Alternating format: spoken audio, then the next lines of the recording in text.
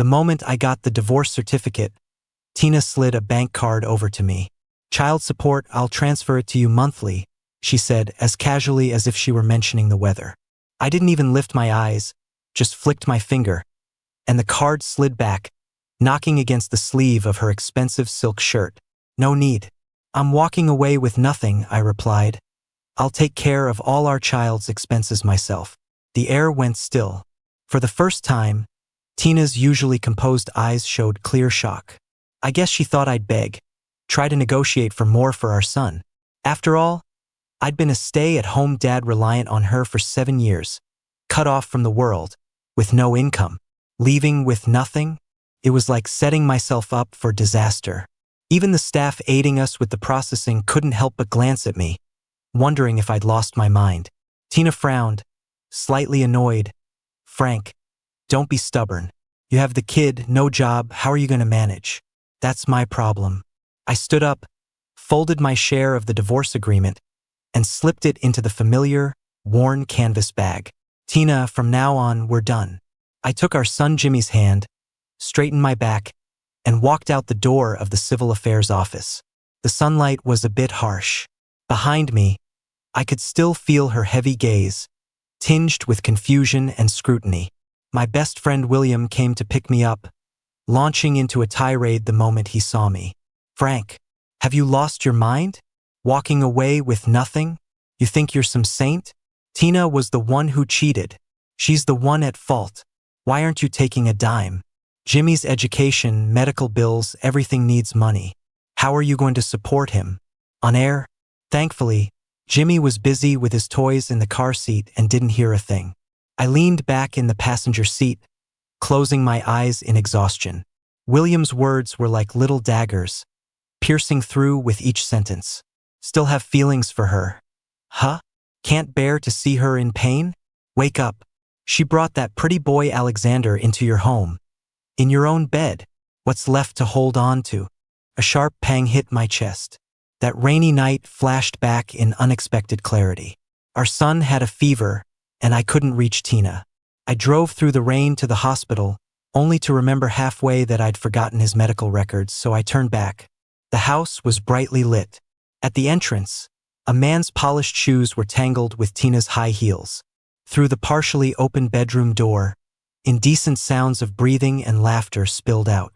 "Tina, when are you kicking that freeloader out? I hate sneaking around every time. Why rush? I need him to look after Jimmy a bit longer. Divorcing now would just make him fight for assets. It's too much hassle. Please, you're just going soft. What's he going to claim? Jimmy is yours, you've nothing to fear. Offer him a bit of child support and done." "Okay, babe, stop it. He's not like you."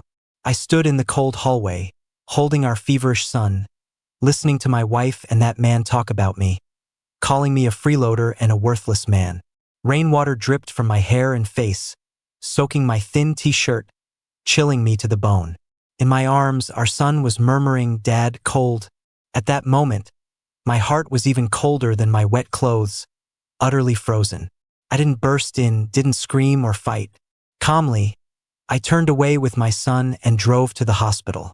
Once my son was settled and hooked up to N4, I finally went to the hospital restroom, retching silently until I dry-heaved bile. From that day, the Frank who lived for Tina and gave up his career for family was gone. The only thought left was, I needed to leave and make sure Tina paid the ultimate price. Leaving with nothing? I opened my eyes, looking at the rapidly vanishing scenery outside, my voice steady. "I'm not saying her money's dirty, William. I'm saying I don't want it." William was taken aback, but then even angrier. "Dirty money? You'd still better take it. Money doesn't get tainted. It's what you need.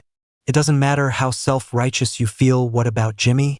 You gonna feed him air?"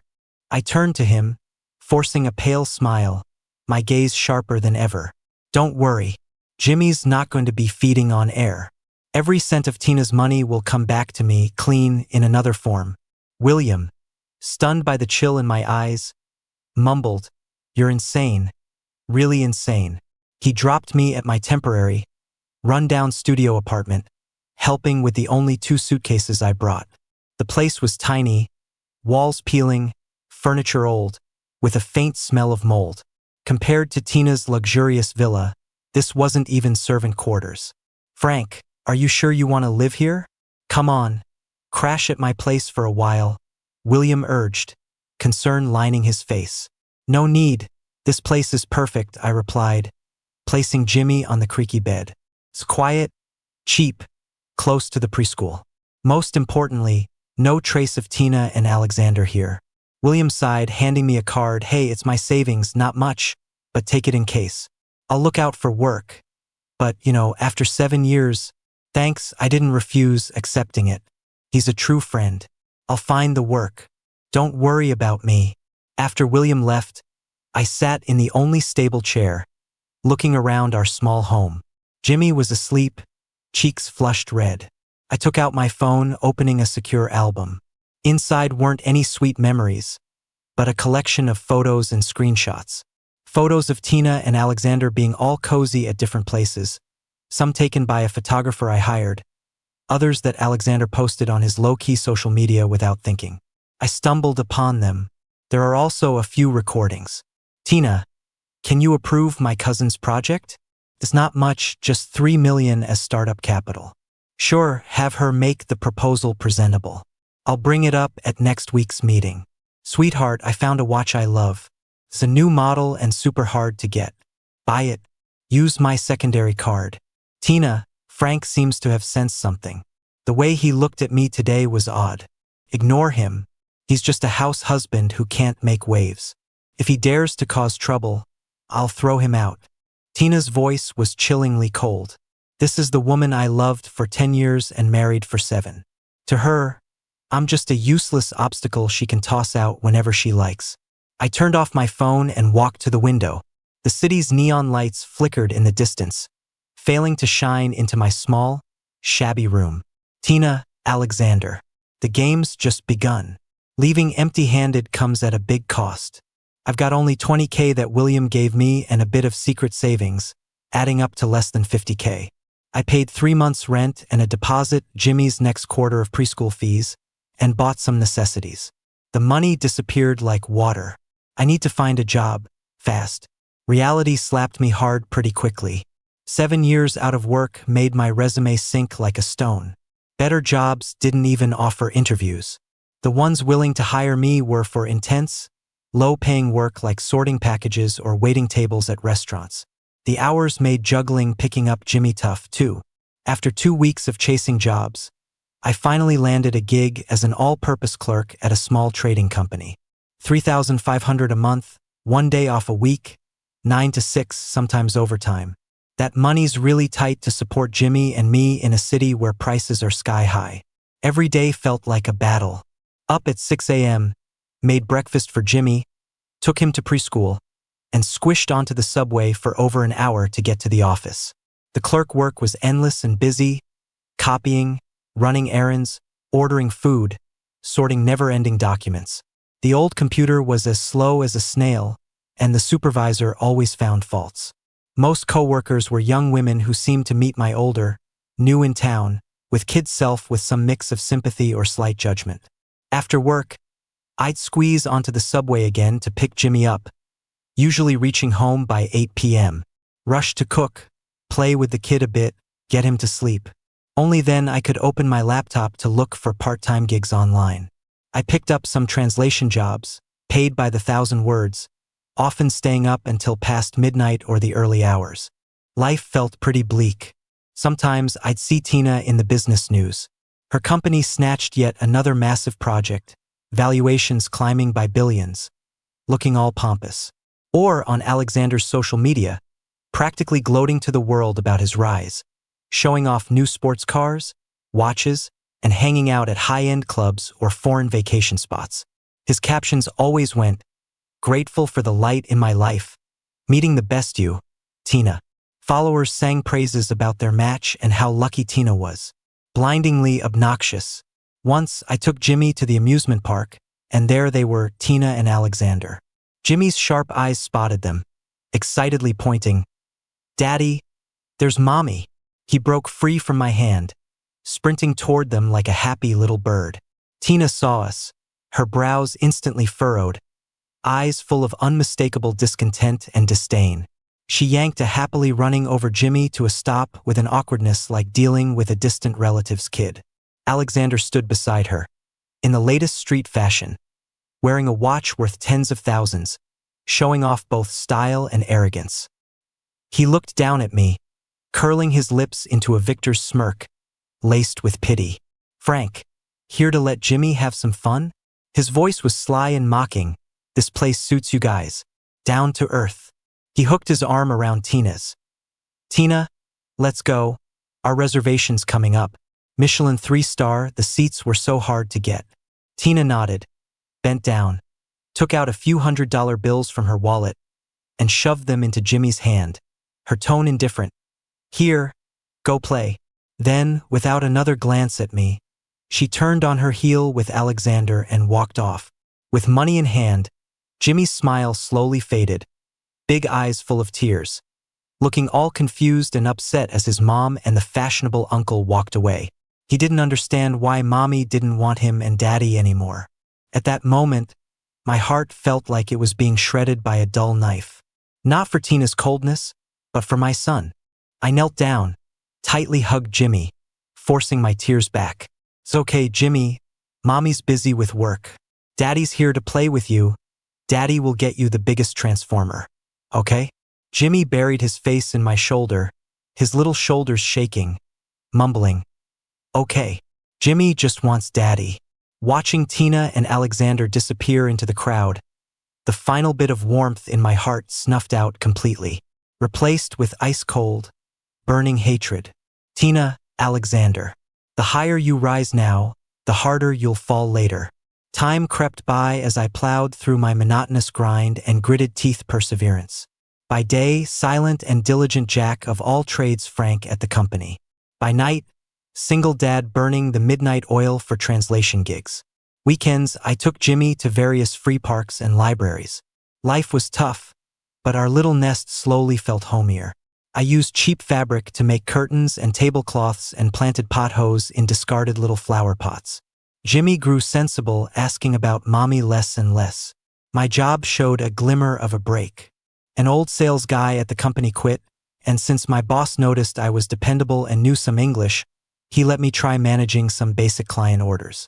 Even though I only got a symbolic raise of $500, I got closer to the core business and saw more opportunities. I threw myself into learning, soaking up knowledge like a dry sponge. Products, processes, pricing, negotiation skills. I was organizing documents while others were off work. On weekends, when others relaxed, I stayed home studying industry reports and competitor info. Then the chance finally came. The company had been trying to secure a client from Northern Europe, but their high demands and low prices kept stalling negotiations. The manager was stressed out.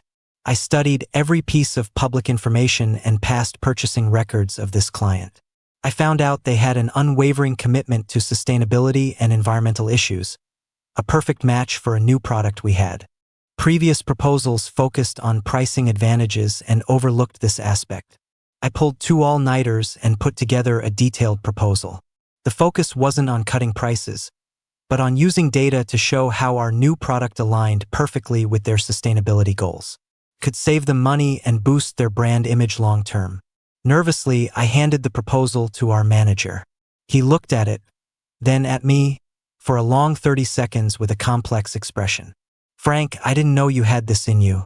In the end, the company adopted my suggestion and switched our negotiation strategy. After some back and forth, we actually landed that tough client.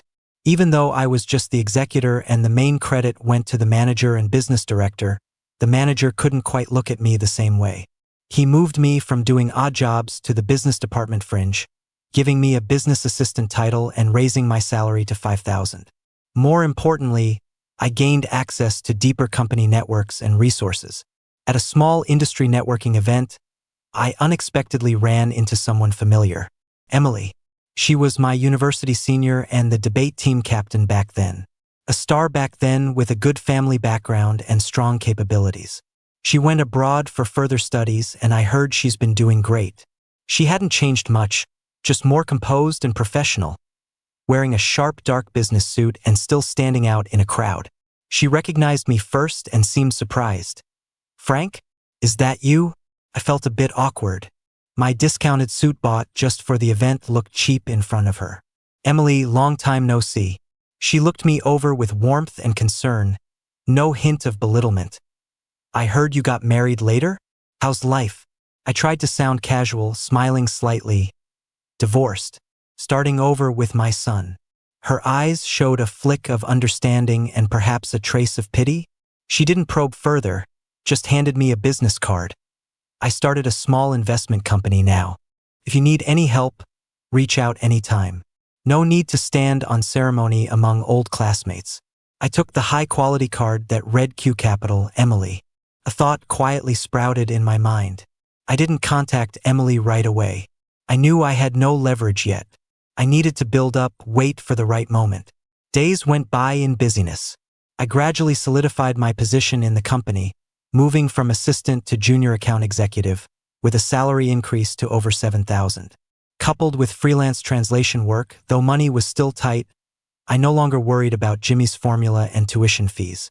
I moved from a one-bedroom apartment to a slightly bigger two-bedroom with a small balcony. Jimmy got his own room and was thrilled. But news about Tina and Alexander kept cropping up. In financial news, Tina's company was surging, its valuation skyrocketing. In tabloids and social media, Alexander shone as the most noticeable man behind a successful woman, flaunting luxurious living and Tina's doting. Their success only tightened the string in my heart. I knew Alexander's greed and Tina's growing arrogance from success were the perfect catalysts. My investment was finally showing signs of return. First, an issue cropped up with a raw materials procurement project overseen by Alexander's cousin, who Tina placed as deputy manager in the purchasing department. The materials were subpar, overpriced, leading to serious quality problems in a batch of products. Customers demanded compensation and the company suffered a significant loss. Tina was furious. A thorough check directly implicated Alexander's cousin for pocketing funds. Alexander pleaded on behalf of his cousin, promising he wasn't involved, waiting outside Tina's office for an entire afternoon, explaining how his cousin was young and foolish and got manipulated. Eventually, out of consideration for Alexander, Tina didn't call the police, but she fired his cousin and recovered some losses. But this incident planted a thorn in the company executives' and shareholders' minds, tarnishing Alexander's helpful image. This was just an appetizer. The real drama unfolded a month later.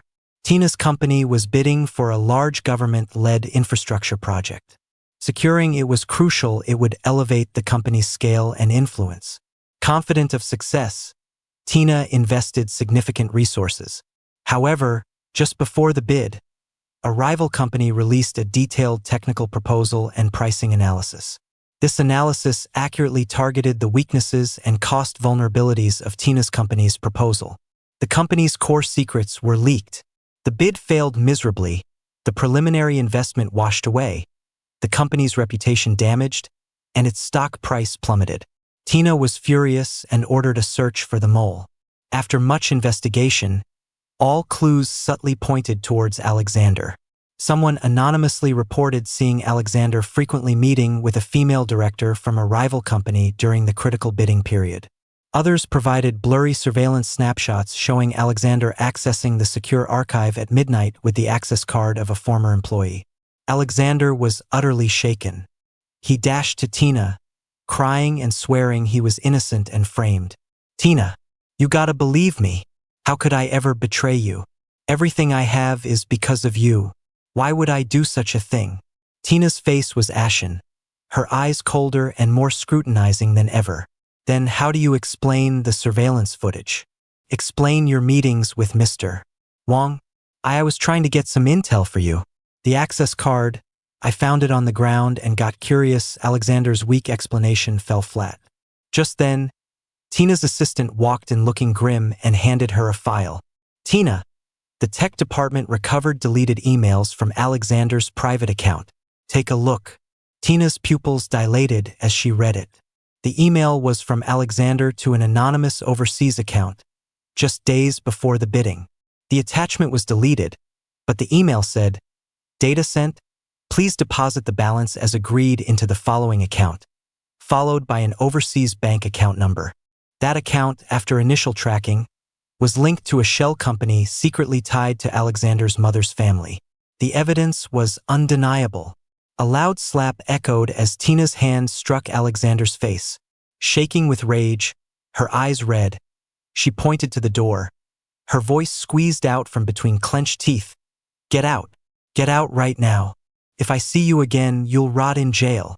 Stunned by the slap, Alexander clutched his face in disbelief, trying to plead with Tina. Two security guards, who heard the commotion, dragged him out. His cries echoed in the hallway. Tina collapsed into her chair, covering her face with her hands. Company secrets leaked, core projects failed, stock prices plunged. Shareholders blamed her. Banks demanded repayment. The crisis at home was compounded by the man she trusted most, stabbing her in the back. She was beset from within and without. Her company was teetering on the edge. The crisis was snowballing, growing bigger and bigger. The leak causing the bid failure was just the fuse. Soon, tax authorities came for an audit. Newspapers broke the story about a safety issue in one of her company's real estate projects, leading to a halt and rectification order. The financial chain tightened suddenly. Shareholders panicked and began selling off their stocks, causing the share price to plummet dramatically. Sensing risk, banks tightened credit lines and even demanded repayment of previous loans. Everyone jumped on the bandwagon when the chips were down. Tina was overwhelmed, running around trying to secure funding to douse the flames. But at this critical juncture, her company's risk rating was lowered, and former partners kept their distance. Her mansions and luxury cars were listed for seizure by the banks. Once glorious, Tina was now on the brink of bankruptcy within months. And I, like a patient spider, quietly watched my web tighten from the shadows. Emily called me just at this point. "Frank," her voice was steady over the line, "Tina's company won't last past the end of the month. That's the bank's last deadline. She's selling off all her properties and stocks at a low price to make a final attempt." I replied, my heart beating steadily in my chest. "Are you ready?" Emily asked. I looked at my computer screen, seeing a long string of numbers in a secret offshore account I'd set up. It was what I'd painstakingly transferred and accumulated over 3 years, like moving ants, through legitimate channels. The source? Of course, it came from the tiny grains of sand quietly siphoned from Tina's vast assets before I left the marriage. For instance, high-value but inconspicuous retirement insurances and trust funds bought during the marriage, liquidated or pledged through complex financial maneuvers. Or the small properties Tina gifted me early on but long forgotten by her, mortgaged before the real estate boom, to fund some high-risk but potentially high-reward investments. Also, the large supplementary card she opened for me, letting me shop as I pleased. After Alexander came into the picture, I rarely used it, but she forgot to cancel it and never checked the statements closely. For years, this card saw several large monthly outflows to accounts of shell companies I controlled, under the guise of high-end home consultants and private nutrition planning. This money ultimately pooled into my secret account.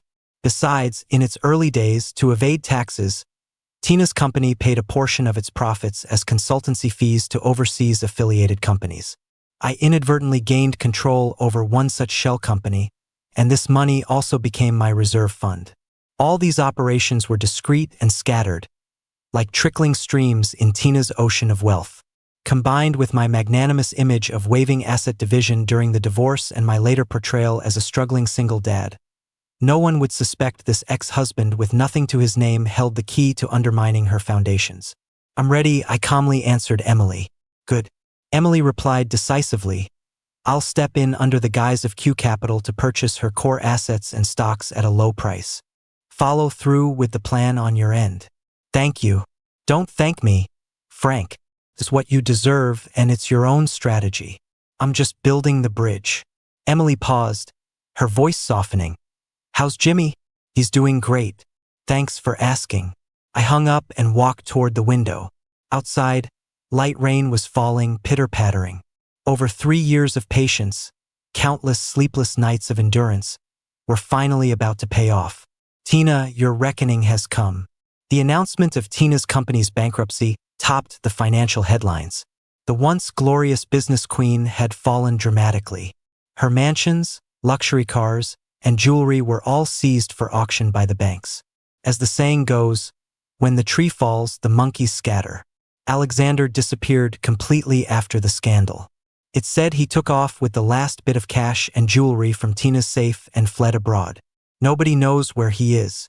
Before leaving, he even posted a message on social media, visible only to Tina.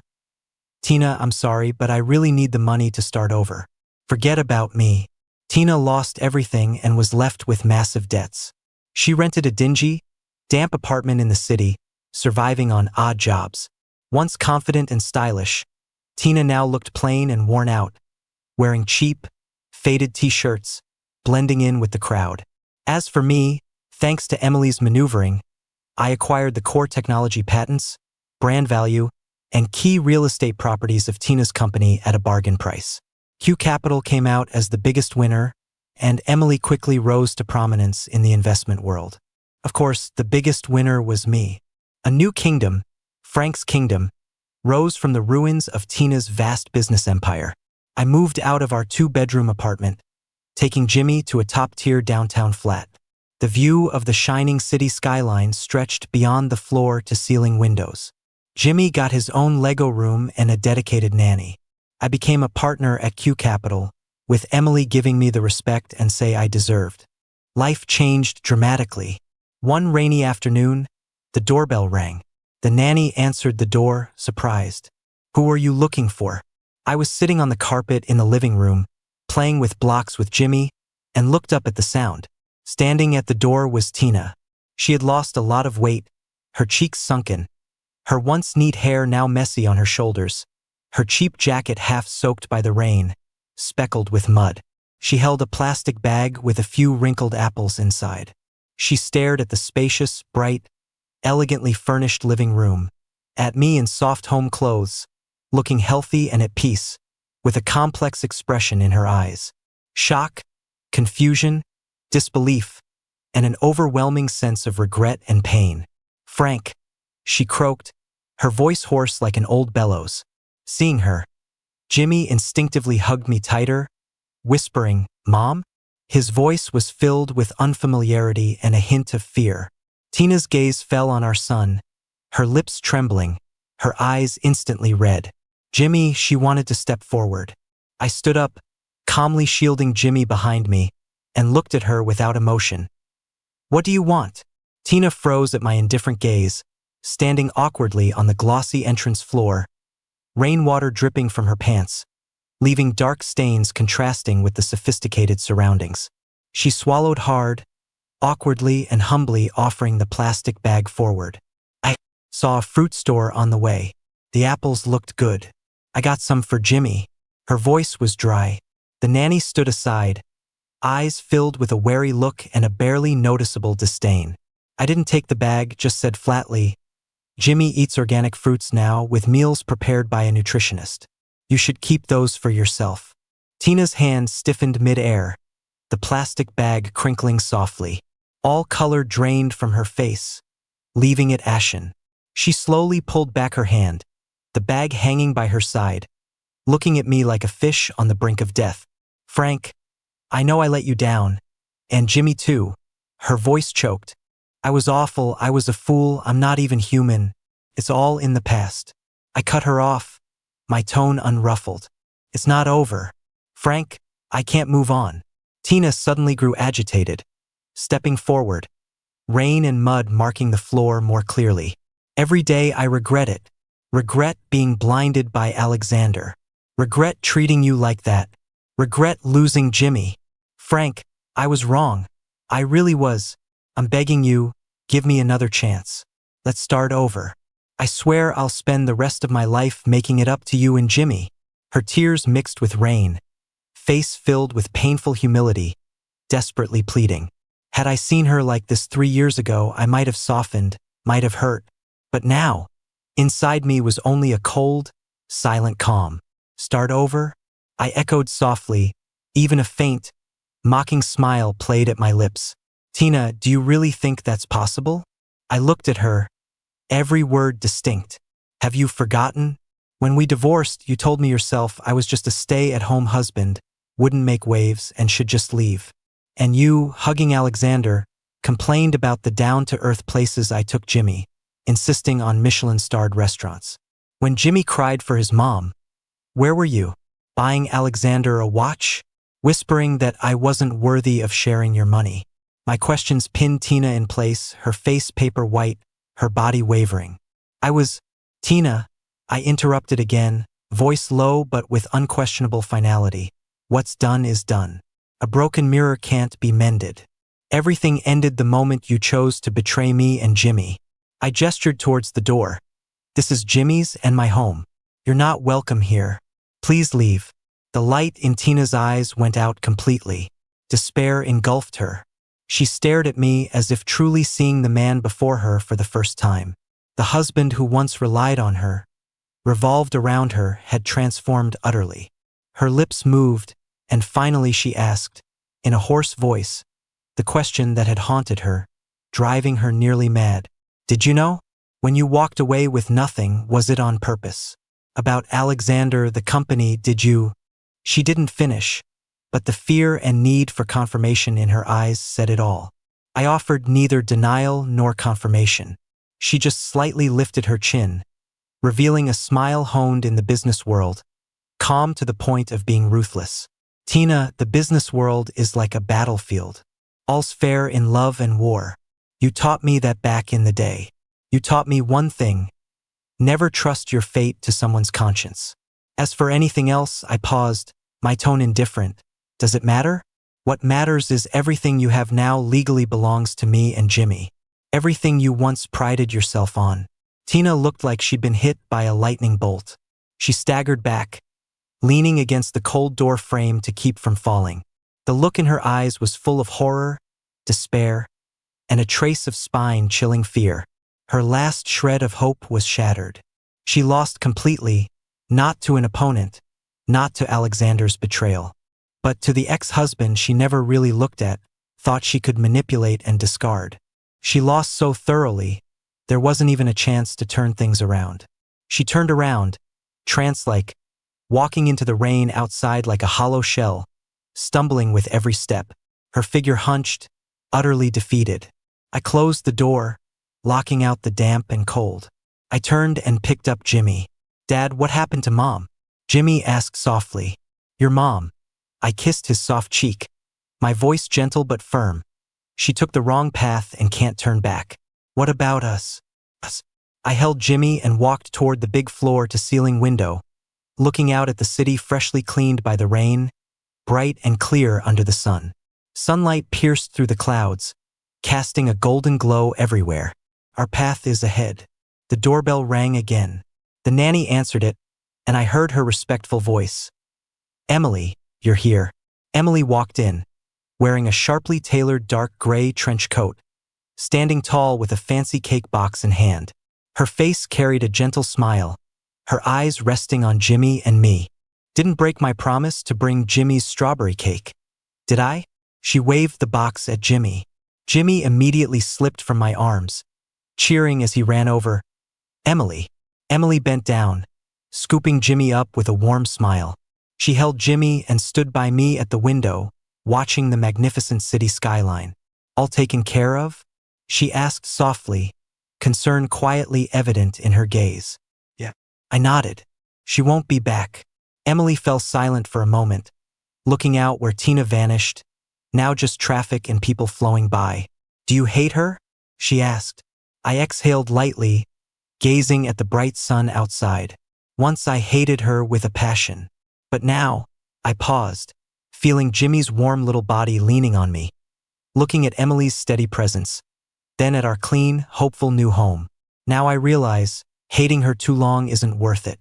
Emily turned to me, a light flickering in her eyes. Frank, have you thought about? Her voice was soft, holding an almost imperceptible mix of nerves and hope, giving Jimmy a complete family? And a fresh start for yourself? Jimmy, holding onto Emily's neck, curiously glanced between us. I was a bit taken aback. A new beginning? I looked into Emily's sincere eyes, then down at Jimmy's little face, full of reliant trust. Then, looking beyond them, I turned my gaze outside again. The city thrived under the sun. The past felt like a long, cold, wet nightmare. But now morning had come. I turned back to meet Emily's hopeful gaze, slowly breaking into a clear, bright smile, free of restraints. Emily, I extended my hand, gently taking Jimmy's little hand as well, as if grasping a hopeful, weighty future. Shall we walk this future road together?